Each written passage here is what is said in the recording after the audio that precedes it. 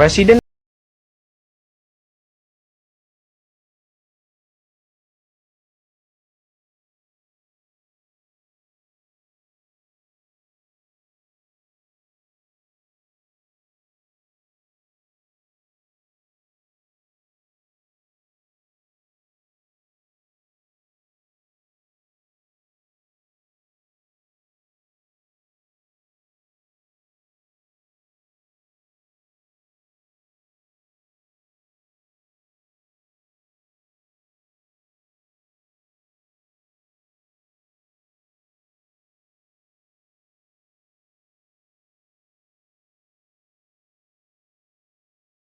Iran.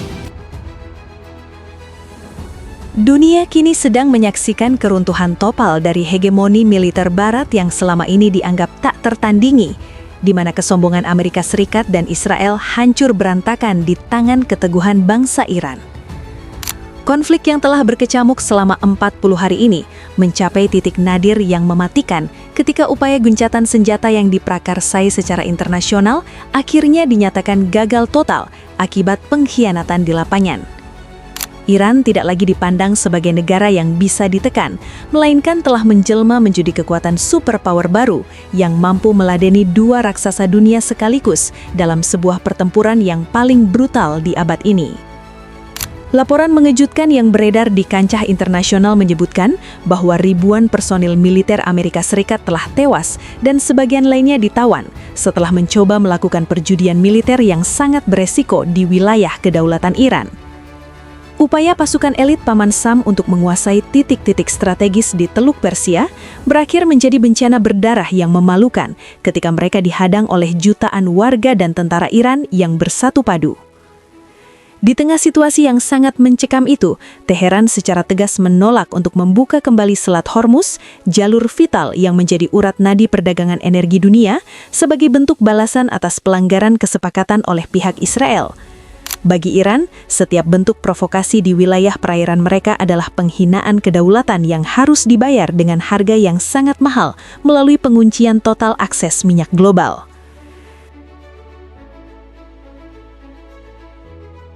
Ya, pemirsa, dan untuk mengetahui situasi terkini dari Iran, kita sudah terhubung dengan rekan Syahid Idrus Al-Hamid langsung dari Iran. Selamat malam waktu Jakarta. Idrus, bagaimana kondisi terkini di Iran pasca gencatan senjata? Karena kami dengar nampaknya Amerika Serikat juga melanggar kesepakatan antara kedua negara berkaitan dengan gencatan senjata tersebut. Ya, Assalamualaikum warahmatullahi wabarakatuh. Selamat malam waktu Indonesia. Saat ini pukul 5 sore waktu Iran. Seperti yang kita ketahui, tadi pagi Trump sudah mengumumkan bahwa telah menerima seluruh persyaratan Iran dan juga melancarkan atau menyetujui gencatan senjata antara dua negara. Seperti yang kita ketahui, tidak lama dari pengumuman yang diumumkan oleh Trump untuk melakukan gencatan senjata, kita mendengar kabar bahwa rezim Zionis Israel melakukan serangannya ke Lebanon. Tidak lama setelah itu, dari jam 9 pagi waktu Iran, kita juga mengetahui jam 1.30 waktu Iran di siang hari, Amerika juga melanggar perjanjian tersebut, melanggar gencatan senjata tersebut dengan menyerang salah satu daerah Iran di selatan Iran yang bernama Kepulauan Livan, di mana serangan tersebut berasal dari Uni Emirat. Tahu nggak, gencatan senjata adalah nama lain dari reload persenjataan. Maksa satu pihak diem, sementara satu pihak lainnya leluasa bikin onar. Baru hitungan jam tanda tangan kesepakatan damai Iran-Amerika kering, Israel langsung bakar Lebanon. 254 nyawa melayang dalam semalam. Israel beralasan Lebanon nggak masuk dalam perjanjian, tapi mediator Pakistan bilang sebaliknya. Hasilnya, Beirut hancur, jembatan putus, warga sipil jadi korban. Bahkan Donald Trump secara terbuka bilang Lebanon itu terpisah. Wah, jangan-jangan kita lagi kena prank. Iran gak tinggal diem. Ketua Parlemen Muhammad Bakir bilang negosiasi sama Amerika sekarang gak masuk akal. Akibatnya Iran resmi menutup Selat Hormuz lagi. Lo tahu artinya kan? Jalur nadi minyak dunia, satu dari 3 pasokan minyak global ditutup. Iran lagi ngirim pesan kalau kalian gak bisa jaga komitmen, dunia bakal bayar harga lewat krisis energi. Jadi gimana? Masih percaya negosiasi dengan Amerika? Sementara itu di dalam aliansi Barat sendiri mulai muncul retakan yang sangat serius setelah Donald Trump dikabarkan sangat marah terhadap pembangkangan Benyamin Netanyahu yang terus menggempur wilayah Lebanon. Ketegangan antara Washington dan Tel Aviv ini memperlihatkan betapa rapuhnya solidaritas mereka ketika strategi militer yang dijalankan mulai menemui jalan buntu dan menguras sumber daya secara berlebihan. Kondisi Israel dilaporkan semakin terdesak dengan persediaan rudal sistem pertahanan mereka yang mulai menipis drastis akibat serangan bertubi-tubi dari berbagai front perlawanan. Kebijakan wajib militer yang diperluas secara paksa tidak mampu menandingi ledakan semangat nasionalisme jutaan relawan Iran yang bergabung secara sukarela untuk menghancurkan dominasi Zionis.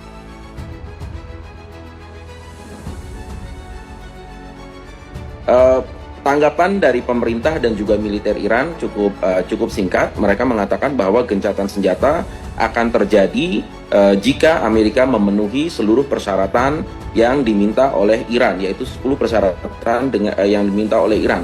Dan salah satu di antara poin dari 10 persyaratan tersebut adalah di mana Amerika dan juga Israel tidak lagi melakukan serangan langsung ke Iran. Dan hal ini telah dilanggar di hari yang sama, di tanggal 8 April. Oleh karena itu militer Iran dan juga pemerintah Iran mengatakan bahwa mereka yang menyatakan gencatan senjata dan mereka juga yang melanggar gencatan senjata, maka gencatan senjata tidak akan berlaku lagi dan Iran akan terus membela hak-haknya dan akan melakukan serangan balasan atas seluruh agresi-agresi yang dilakukan oleh Amerika dan juga Israel.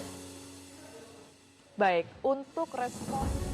Di sisi ekonomi, Iran melakukan gebrakan luar biasa dengan mewajibkan setiap kapal yang melintas di Selat Hormuz untuk membayar biaya tol dalam bentuk mata uang kripto yang tidak bisa dilacak atau disita oleh sanksi Amerika. Taktik cerdas ini membuat Iran semakin kaya di tengah krisis, memanfaatkan sistem keuangan masa depan untuk mengakali tekanan ekonomi global yang selama ini mencoba mencekik mereka. Tarif lewat Selat Hormuz telah ditentukan, yaitu $1 per barelnya teman-teman.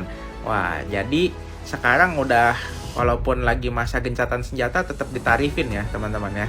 Nah, masalahnya tarifnya memang $1.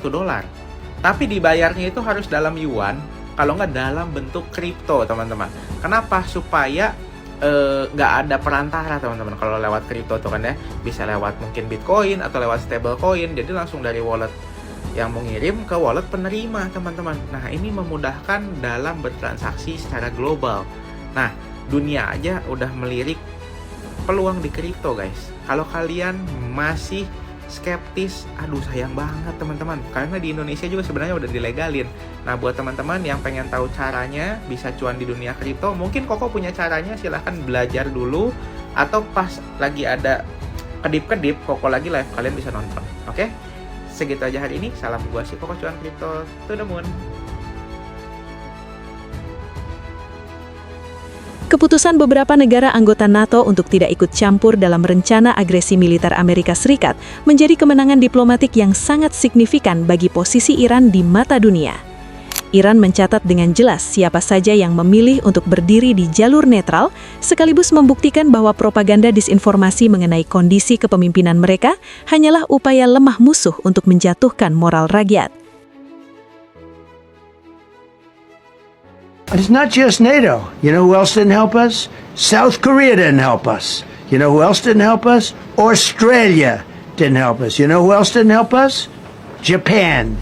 We have a plan, because of the power of our military, where every bridge in Iran will be decimated by 12 o'clock tomorrow night, where every power plant in Iran will be out of business, burning, exploding, and never to be used again. I mean, complete demolition by 12 o'clock. And it'll happen over a period of 4 hours if we wanted to. We don't want that to happen. We may even get involved with helping them rebuild their nation. And you know what? If that's the case, the last thing we want to do is start with power plants, which are among the most expensive thing, and bridges. You saw the bridge went. We were very close to a deal. Kegagalan gencatan senjata dan kemarahan Trump terhadap Netanyahu adalah babak akhir dari sebuah aliansi yang dibangun di atas penindasan dan kepentingan sepihak yang kini mulai runtuh. Timur Tengah kini sedang menuju fajar baru, di mana kedaulatan bangsa-bangsa di sana ditentukan oleh keberanian mereka sendiri untuk melawan, bukan oleh perintah yang datang dari seberang samudra. Terima kasih sudah menonton. Jangan lupa like, komen, dan subscribe agar channel ini terus berkembang dan terus menghadirkan informasi terbaru seputar geopolitik setiap harinya.